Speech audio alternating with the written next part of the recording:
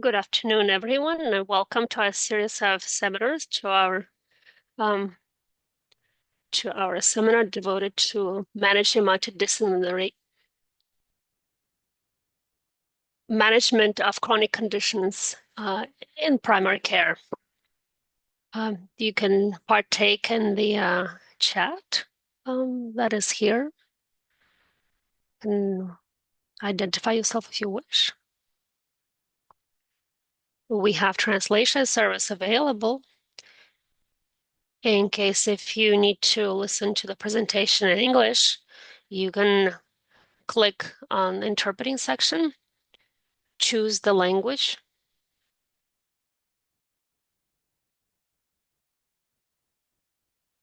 and it should be there automatically.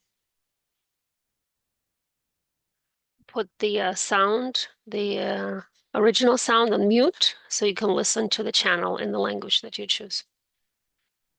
This is our APOP project. It's supported by HRSA, and our purpose is to connect with the specialists to improve health.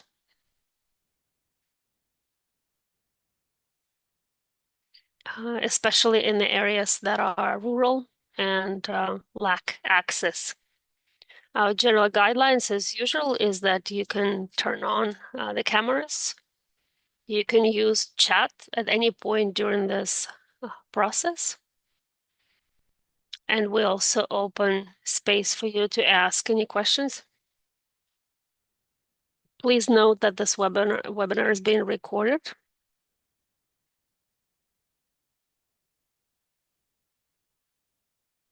We have on the screen the access for the pre-testing. It should be open in shortly, and it will also be open during the presentation.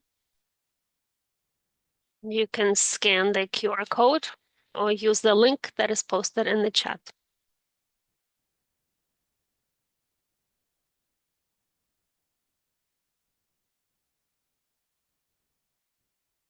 Here you see the pre-test.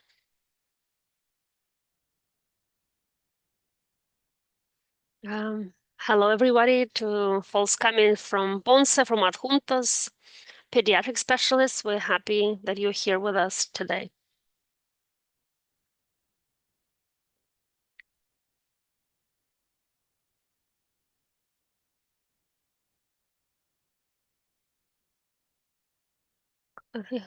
Colleagues are saying that if there are any questions with the link, here's the link in the chat.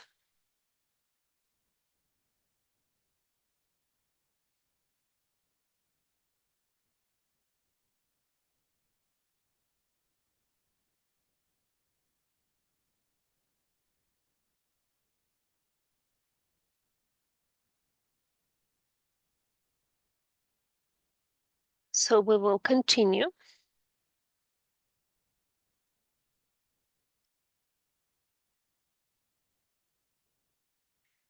With the topic of today, which is the syndrome of movements and neurodegenerative diseases, will be hosted by Dr. José Rivera Baigés, who's a resident in neurology. Good afternoon. Can you hear me all?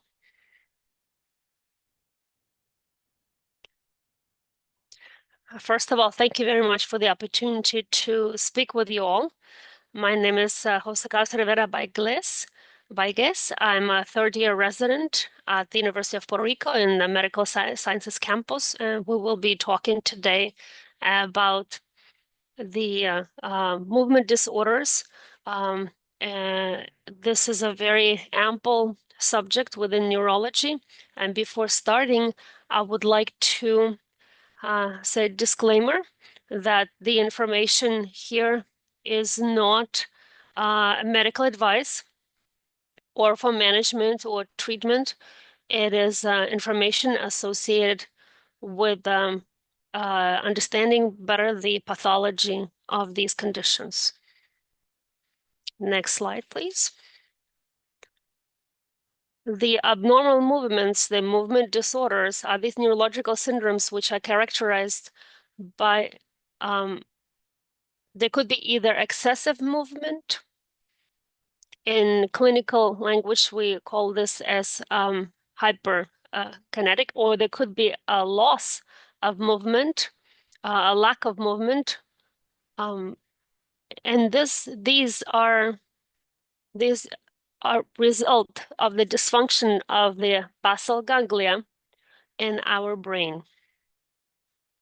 Giving you example of what could be hypokinetic, could be Parkinson's disease.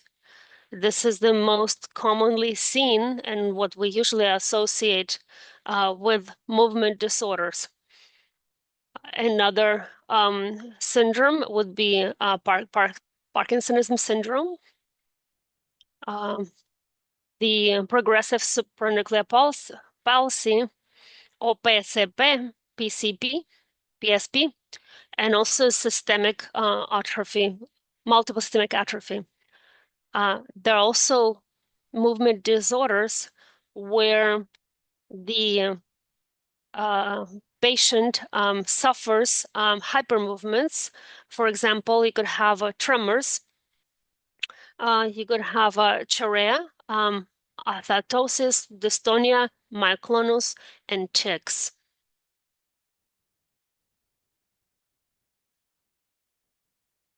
Next slide, please.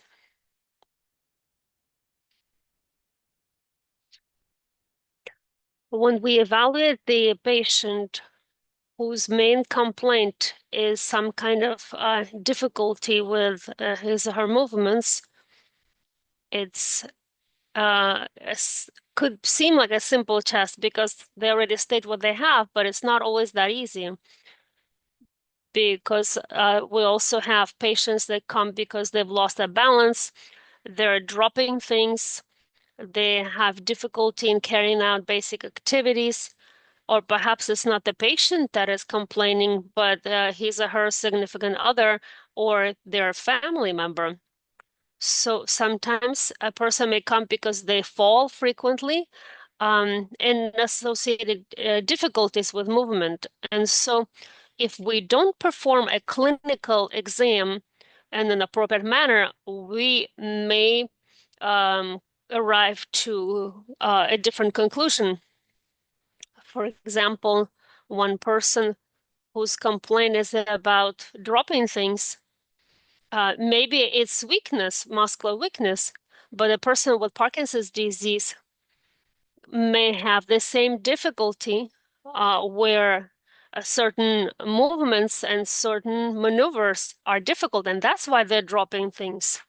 It could also be a case with an elder patient that has fallen several times, and we may say maybe he's not resting well, maybe maybe he has poor balance, and maybe we do not consider that this could be associated to other type of phenomena that is degenerative in nature, and that's what we're going to focus today. So it is very important to know that clinical history of the patient. When did the symptoms start?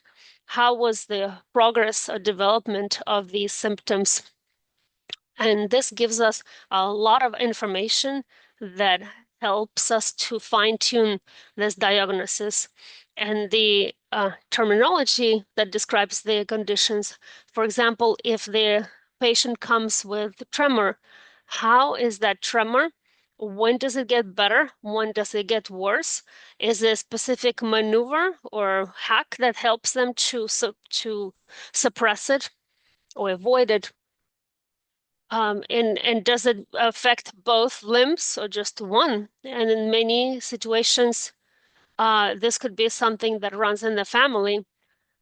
Um, there's this Huntington disease, Wilson disease. Those run in the family, and the tremors as well. Those who show tremor. It's also about how we approach our practice. Some of these disorders are associated with treatments that we give to the patients. I always say there is no drug that without secondary effects, with side effects, all of them have side effects.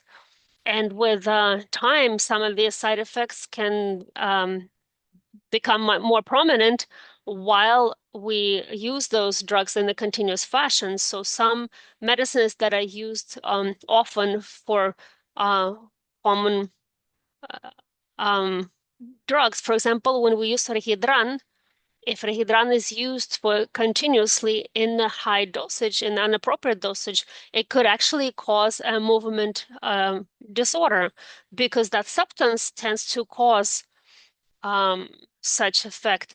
And it's very different from having a secondary side effect or having a health condition. So what are the symptoms associated with these abnormalities that are shown? Is there issues with cognitive decline? Is there autonomic dysfunction? Is he falling along? Does he have a problem with talking, with speech, with sight, with um, swallowing? Are there any changes in his behavior and his mood? In other words, it is very important to perform very good anamnesis, good clinical history recollection so that our first interaction is complete. Talking about tremor. I'm sorry.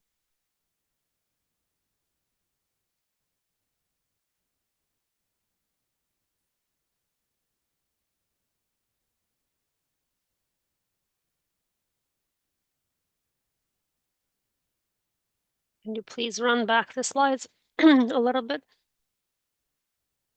Thank you.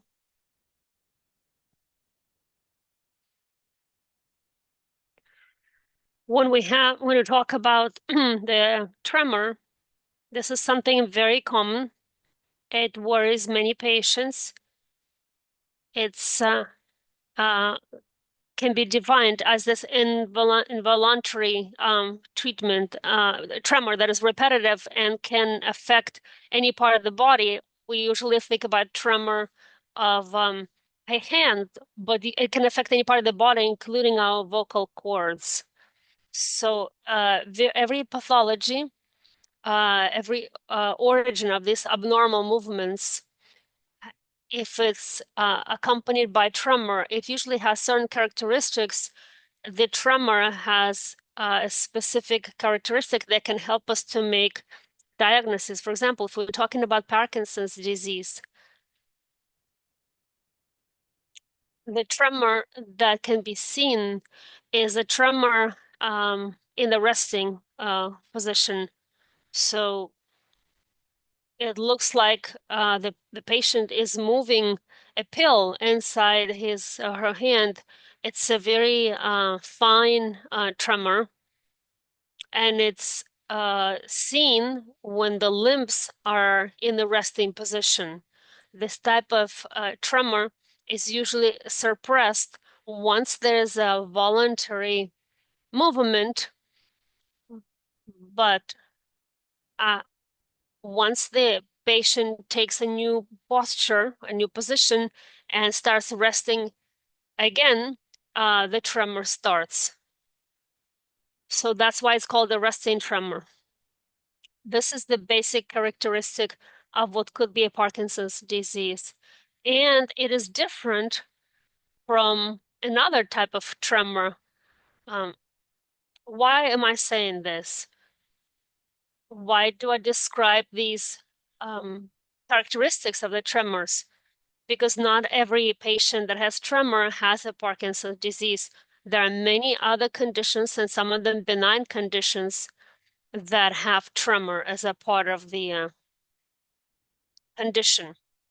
The postural tremors, these are mostly shown when the extremity is held against gravity. For example, when we ask the patient to stretch their hands in front of them and stay with their hands outstretched with the effect of the gravity, it's usually bilateral, meaning both hands would tremble. even though one hand may trouble more than the other, but it tends to be symmetrical because Parkinson's is usually asymmetrical. And this type of tremor, the essential tremor, is usually worsened by certain context. For example, this tremor is becomes less. The essential tremor is actually aggravated when the patient starts doing something. And it's very typical because these patients may have another condition as a consequence of this tremor, because this tremor may impact their activities, daily activities. For example, we can experience overusage or abuse of alcohol, because since alcohol depresses the central nervous system, it suppresses this abnormal tremor, and therefore the patient sometimes is predisposed to drink more than necessary of using alcohol to manage this effect. Among postural tremors, there's also physiological tremor and it's considered to be benign. It could be present in different members of the same family, and that's the tremor that shows when the patient is anxious or very stressed out. Takes caffeine or has some kind of metabolical treatment medicine, it can be much more pronounced or increase. This is the famous physiological tremor. And here we have to take into account the medication that may have caused it. Another type of tremor, kinetic tremor, that happens during the movement. And here, what comes in is an intention tremor. It's a clinically speaking, it's a subtype of tremor where the amplitude of the movement of the extremity, where that tremor increases significantly when the patient is trying to reach a point.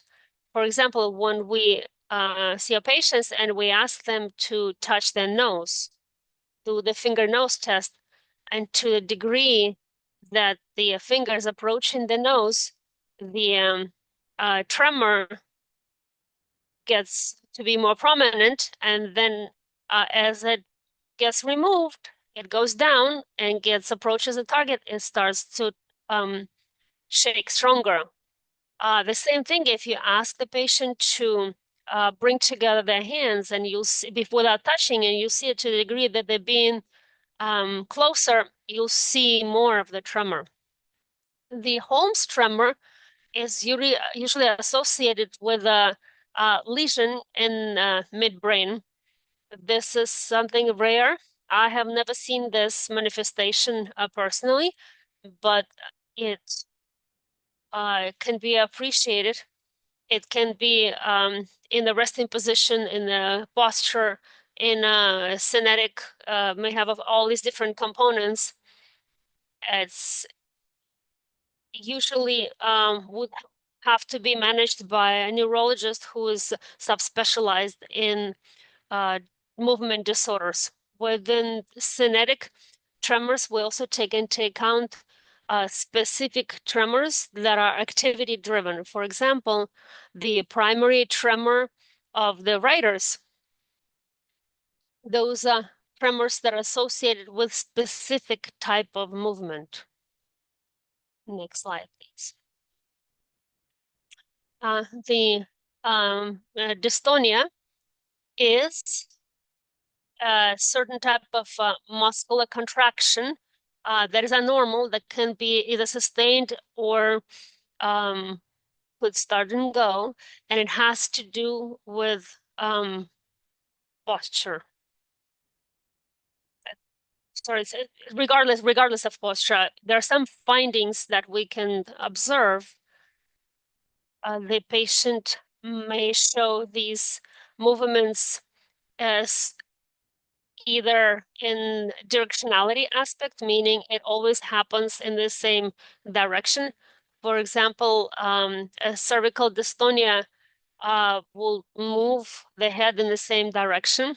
They could be overflow, where the group of muscular group activities are impacting the muscle group that is next to it. Sensory trick. This is very typical and very interesting when one sees it in the actual practice. It's fascinating because this is when the patients find a certain gesture or a movement that in an unexpected fashion reduces this dystonic position. For example, a patient with cervical dystonia, the patients tend to touch the chin, and this helps to alleviate the symptoms. This pathognomonic for this phenomena, and it's not known in any other uh, situations with disorder movements. There's also task-specific dystonia. Um, so they only show up in certain activity. For example, the writer's cramp can happen, which mostly affects those who write for a long time in the same position. It can also happen in musicians. Some pianists can develop dystonia, which does not allow them to express themselves as musician. There are also dystonias induced by action. For example, they may be absent during rest, but if there is a voluntary movement, they can show. Next slide.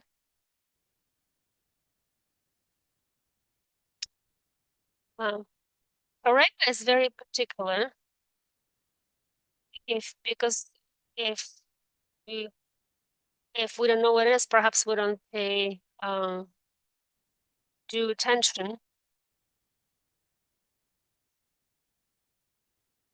Chorea comes from Greek, and in Greek it means dance.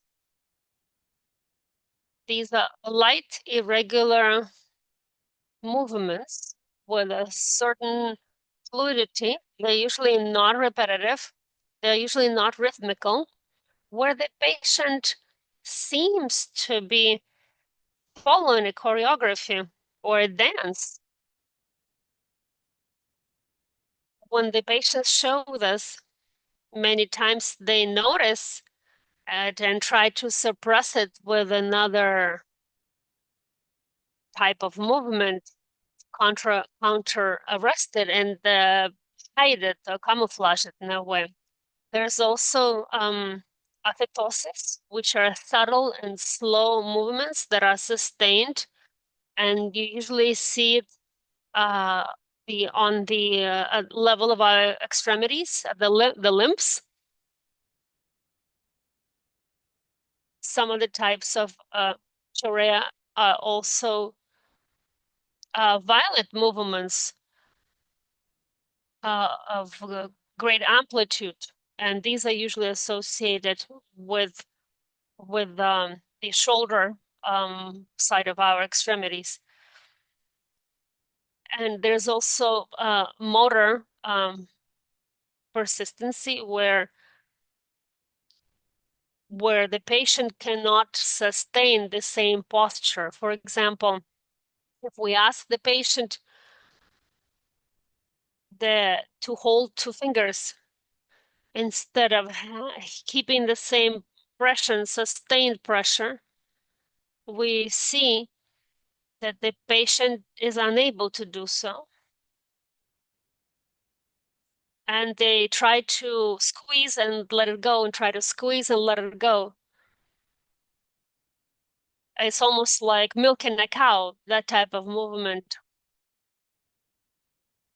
And sometimes we have a situation when to show his tongue, they show no control of the tongue. The tongue keeps moving forward and back, forward and back.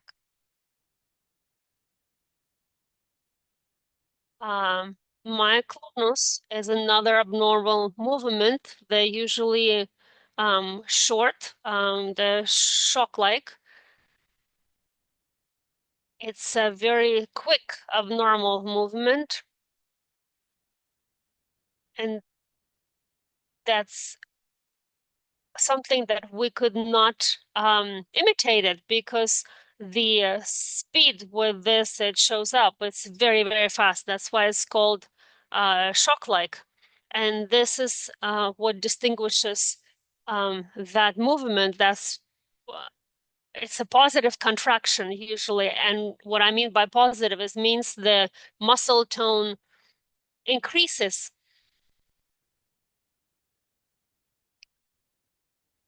And that sensation, if I can say, if you can use that word, where we have adequate strength. So there are moments when the muscle is toned, there's more strength, and therefore it is considered to be a positive muscular contraction, or myoclonus, positive myoclonus. There's also asterixis, which is the loss of muscular tone, and you may have patients who are unable to contract their hand, for example, and their hands look like they're flapping. This type of myoclonus can be seen when we're working for medical, in medical studies. We see it in patients that have some kind of hepatic disorder. And these are the patients, they stretch their hands and their hands just fall down and then go up. That's a myoclonal, that's a negative myoclonal because within myoclonus there's a great variety, and there are different types of myoclonus and different classifications for these abnormal movements. Some are benign, some myoclonus are benign that all of us have experienced at one point or another, and others are negative. The tics are those movements, they are repetitive, they're non-rhythmic, and as I've mentioned earlier, they could also be vocal, they could be sounds. They have different phenomenology and are associated with different psychiatric disorders. Usually a patient has where they have a feeling urgency before the movement starts. They have this urgency, and the urgency, that urge that they have, once it dissipates, once a patient realizes that movement. This could have to be with uh, may also be able to suppress it during certain periods, but if they constantly have to be in the state of at this vigilant state, it can also cause tension so that the condition would almost get worse. There's also a waning pattern where the frequency of these movements change over time, and the patients experience a situation where if they focus on something else, if they're distracted, then the movement goes away. So there's a wide um, set of options of clinical uh, symptoms. But sometimes it also has to be due to a psychiatric diagnosis, usually in adolescents, but sometimes in adults as well. And it can be quite frustrating for the patient, also for his or her family. And it could be it could lead to incapacity. So it's very important to author a therapeutic approach to managing this condition. Now we're talking about Parkinsonism. This is a clinical syndrome that can be divided by bradykinesia, which is slowness, and another symptom, for example, could be resting tremor or rigidity due to dysfunction of dopaminergic pathways, particularly in the negrostriatal system.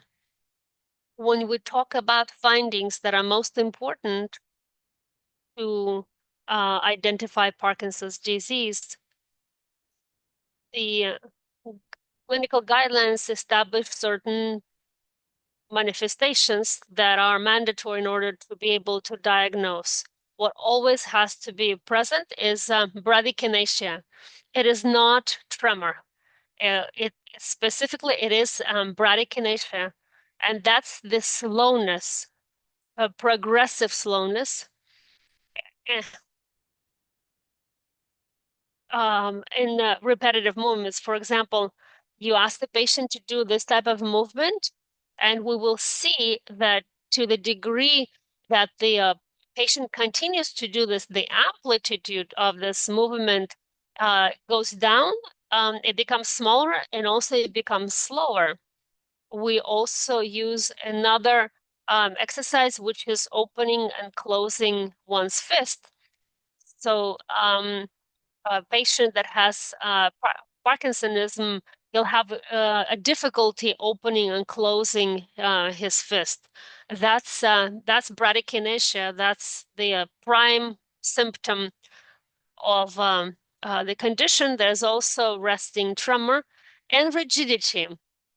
Rigidity can be defined as incapacity, where regardless of the speed of resistance in the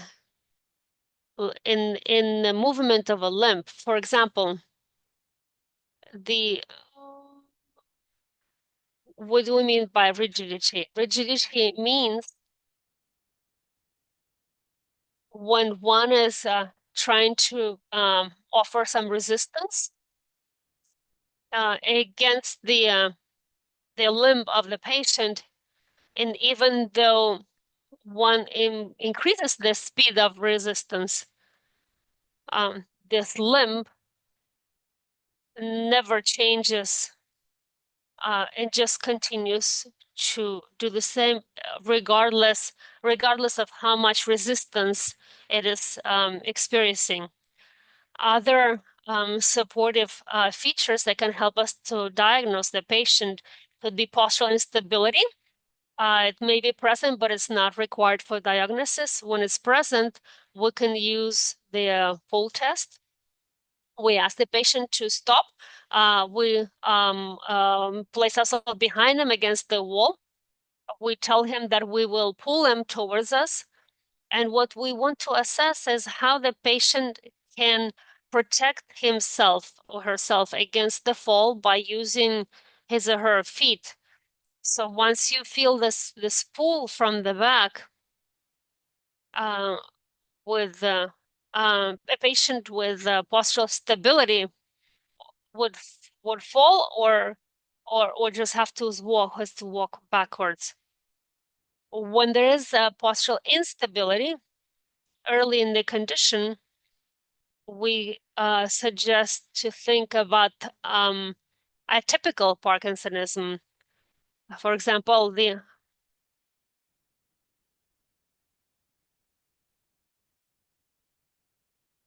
one of the one of the another late manifestations of Parkinson's disease is idiopathic. It can happen emergent years after the motor symptoms, after resting tremor, and after rigidity.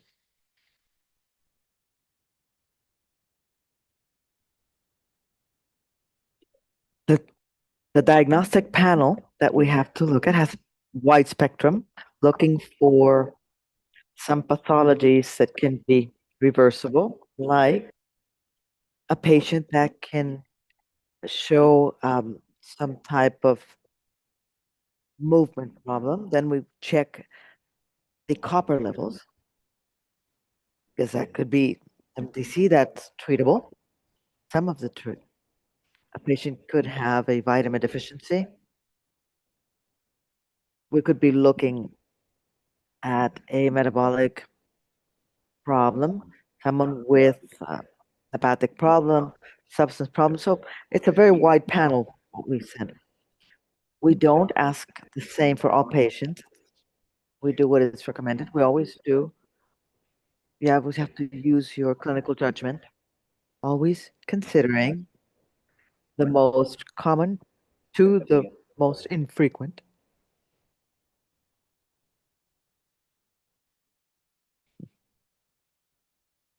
Directed at a pathology that we're looking for. Neuroimaging, I think the important thing is the MRI. You could use the famous CAT scan. What it's looking for is the activity of the receptors that are produced by dopamine, which is deficient in Parkinson's disease. It's important for patients who are very young to check their eyes so that they don't have the Fraser eyes, which are that arc that you can see in patients with the accumulation of copper. So again, not all patients that arrive with a movement problem require all of these studies, but it's important to recognize that we can go tailoring according to a specific pathology. I think it's important to have the neuropsychological test. I like them because sometimes the neuropsychiatric element can be overlooked and could be defining for a patient. Medicine continues to move forward. Now we have skin biopsies to evaluate the accumulation of a particular protein, alpha cyclo, which is that can point to certain pathologies that impact this condition.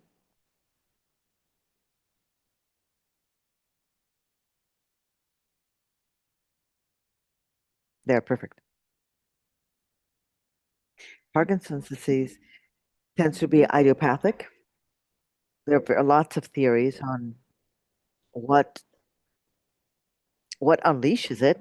We still don't know exactly. We don't know exactly how it comes unleashed. We know it's a deficiency of dopamine, secondary to that there is a degeneration of the neurons that produce them. Still, where it comes from, we're still exploring. And just like we have Parkinson idiopathic, we also have the atypical one. And there's some findings in the clinical exam that could be red flags for this atypical Parkinsonism. And this changes drastically. Meaning it changes drastically the type of treatment that we're going to give the patient and the prognosis of the patient. For example, a patient who presents some type of they're falling a lot because they have visual problems. A patient that the first thing that I would think of would be a PSP, progressive suppressive.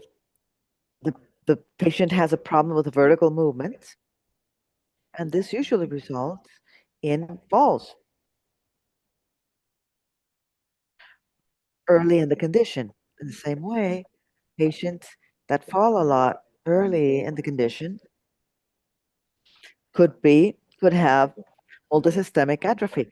It's not common for someone with idiopathic Parkinson starts the condition by falling down all the time. This happens later on in the condition. A patient that has this autonomy, remembering what the autonomic symptoms are from excessive salivation, abrupt changes in cardiac rhythm, amongst others, is a patient that we could think of multisystemic atrophy. It's not so common in Parkinson, but when it happens, it tends to be more subtle and later in the condition or late on.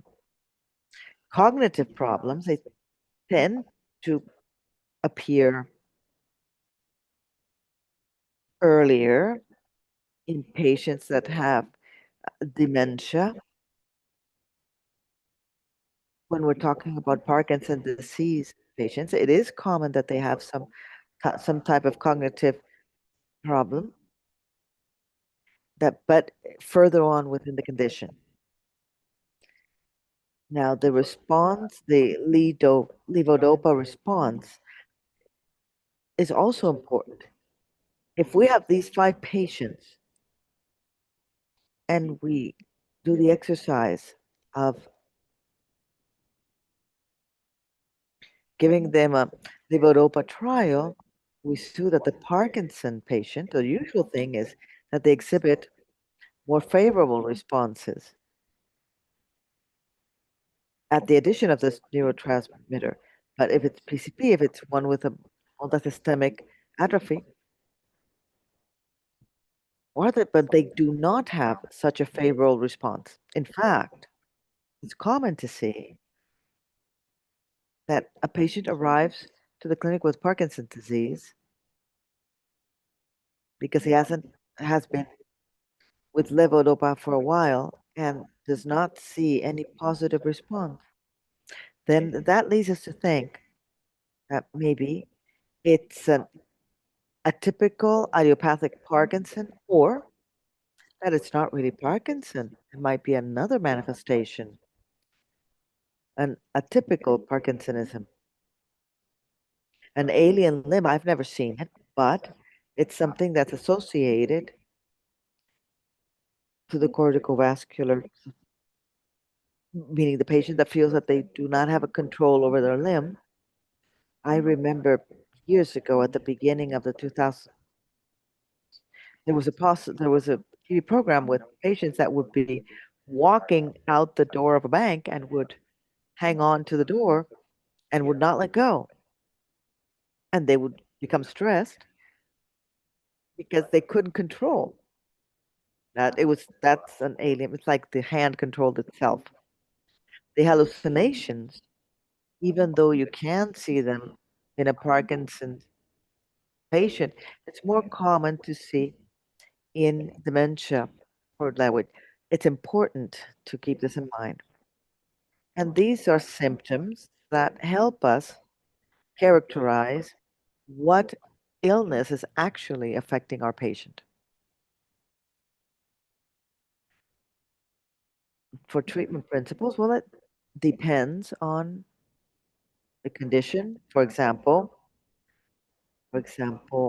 a Wilson's disease versus, or you use medication destined to reducing that accumulation of copper. Now, a patient with a type of Parkinsonism induced by a substance,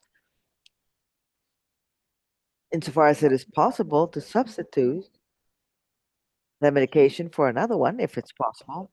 Patients with the ones with idiopathic Parkinson's, the gold standard of care in all guides is levodopa. Before, there are actually 2 different schools of thought. The one with initiating dopamine, and as the condition advanced, then transition to levodopa. levodopa, and that has now changed. And the guys are very emphatic with using levodopa from the beginning, which is considered the standard of care. These have their benefits and they've been approved, they're approval that they can be used, but not as levodopa. Patients can be treated according to the symptoms they present. For example, patients with dystonia could have toxin, which would help with reducing the muscle tone. A patient maybe with a tic could be treated with clonidine, which suppress tics. Ones with tremors, with essential tremors, could have a beta blocker, which could help, and also for convulsions. There are interventions that are a bit more invasive, like deep stimulation, commonly used for Parkinson's disease and dystonia, dystonia and other conditions. Behavior therapy. Therapy is extremely important, so there's a gamma of therapeutic alternatives that patients can be offered. I always promote that when they see this, to consult a specialist so that they can get the adequate care and get the correct type of therapy for their condition.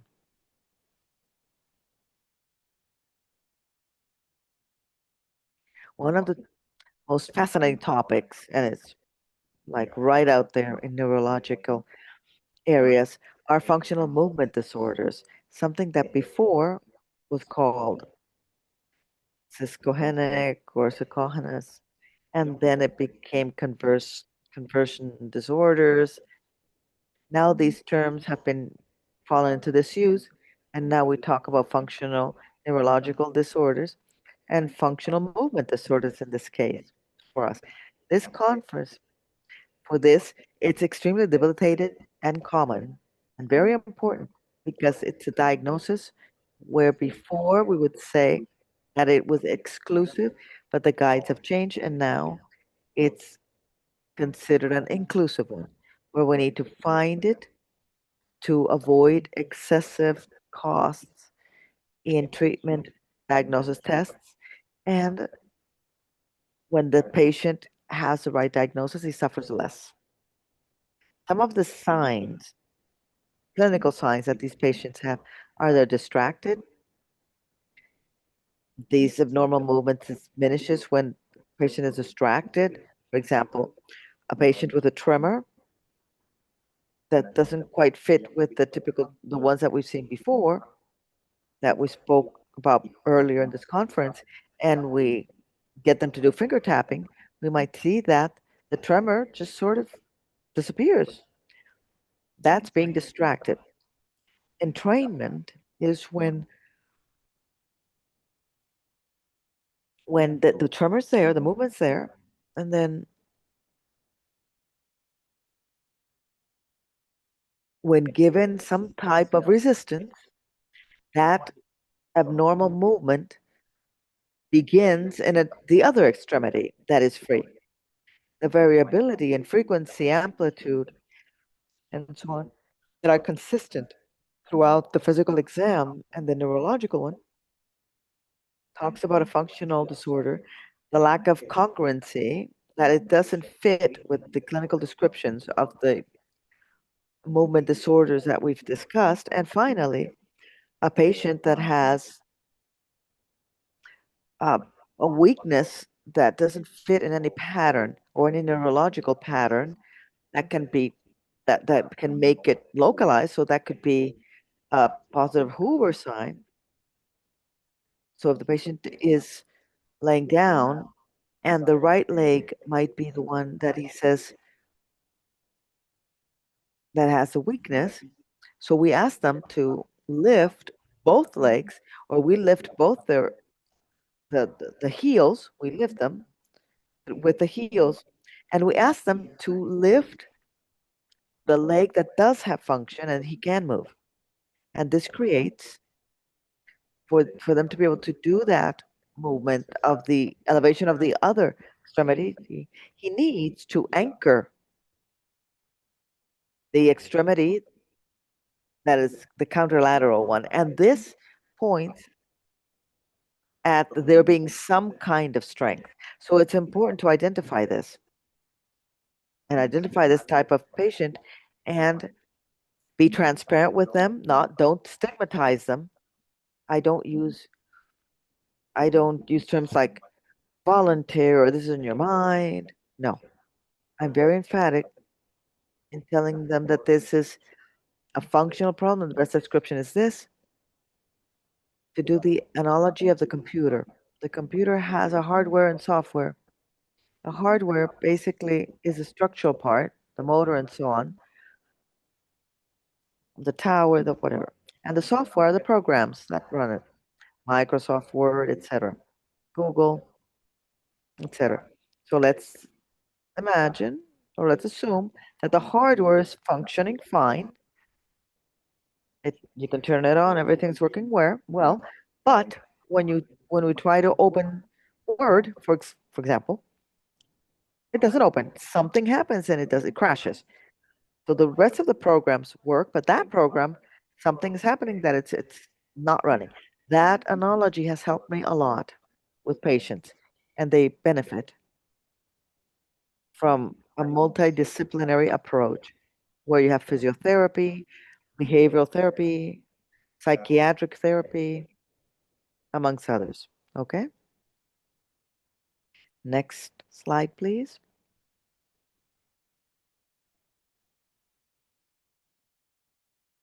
Okay, so important points, my takeaways: characterize the phenomenon and that the patient presents before giving a diagnosis. Usually in a first visit, it's not so, I wouldn't say that it's so common that we establish a diagnosis. So it's better that we try to characterize symptoms before trying to answer the question what the diagnosis is. Always excludes, see, if there's Wilson drug induced, metabolic, autoimmune, and structural causes are treatable. Be aware, keep your eye open for the red flags. Symptoms that can be showing or pointing at an atypical manifestation. Keep your eye on this not being a, a function movement disorder, which is positive of inclusion. So always remember that all all patient that has this type of problem will benefit from a multi approach management of his case. This would be my presentation. Any questions, any doubts? Welcome. Thank you, doctor. Excellent presentation as usual. Thank you for being here. We will first do the post test. The chat is open so that you can write down your questions. Up to now, we don't have any questions. You can also turn on your mic and ask the doctor directly while the post test continues open. This so that we can take advantage of the time. And so that if you have a question, we don't miss out on any question and that everybody can answer the post movement. Aralu says, very interesting, important, and something that has taught us a lot. Thank you for the opportunity. For me, I love to share my knowledge and to learn from you as well as to teach you. I think is the best thing for being able to provide the best type of treatment for our patients. In medical school, we are at your service. Is dementia and Parkinson, do they go together always? Dementia and Parkinson.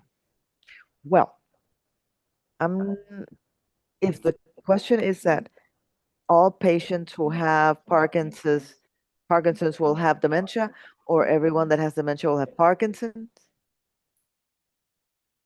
But from the premise that all patients with Parkinson will have dementia, well, they're not necessarily different etiologies. When it's a degeneration of these dopamine producing neurons. So yes, it's common for the cognitive deterioration to be there, but a Parkinson's patient does not necessarily end up in a dementia process. Thank you very much, Maribel Sanchez. Thank you for asking the question, Maribel.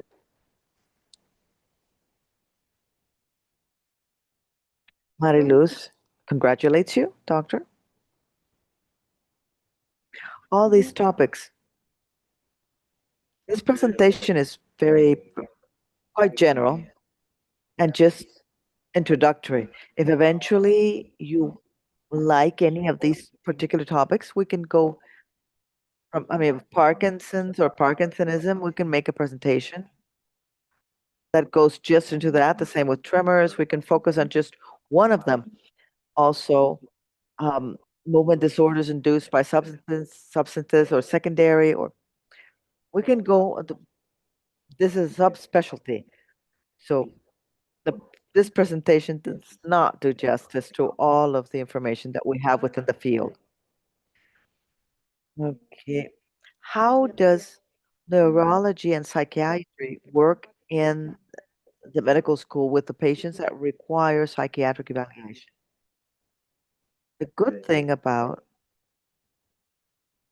the medical school is that all residencies have an open channel, open communication channel. So we refer patients to one another quite easily. Usually, we do a pre-evaluation in our clinics. We work with two subspecialists, Dr. Carmen Serrano and Dr. Palermo, and we do a pre-evaluation to these patients. And if we understand that there is something that is affecting a lot or is beyond our capabilities, then we send them to psychology, neuropsychology, or psychiatry. It's very important. We work hand in hand. Neurology is a beautiful field, I think, because it intertwines with other subspecialists like physiotherapy, psychiatry, which are, I believe, very interesting.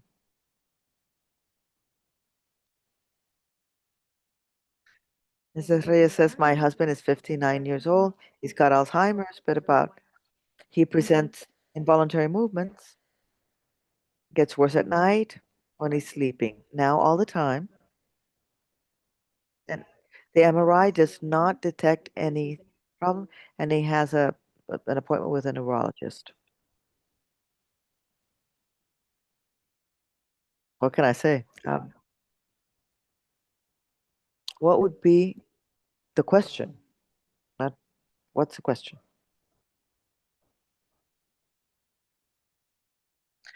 What's the youngest patients you've had? The youngest patient you have had? Well, our training in the residencies,